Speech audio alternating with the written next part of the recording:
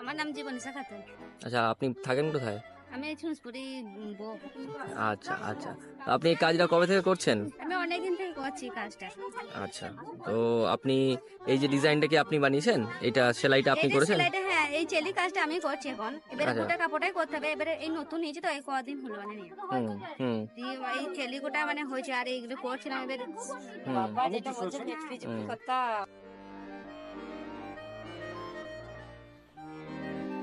কত বছর বয়স দিয়ে আপনি এটা করছেন? আমার হয়তো ঠিক মনে নাই কো। ও, আপনি কি কোথাও শিখেছেন নাকি এই কাজ? মানে শিখেছি মানে আমাদের সেই কি বলে দিদিদের কাছে শিখেছি। আচ্ছা, দিদিদের কাছে শিখেছেন। আর ছোটবেলায় ছোটবেলায় এগুলো করতেন আপনি?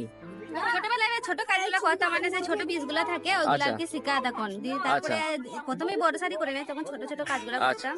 তারপরে এখন এখন বড় কাজ করছেন আর কি। বড় কাজ। এটা করতে মোটামুটি কত সময় লাগে কমপ্লিট করতে? এইটা 4-5 মাস লাগবে, চার। যদি এমনি করা হয় তা, আর যদি না হয় তাহলে আবার বেশি লেগে যায় টাইম। আচ্ছা আচ্ছা।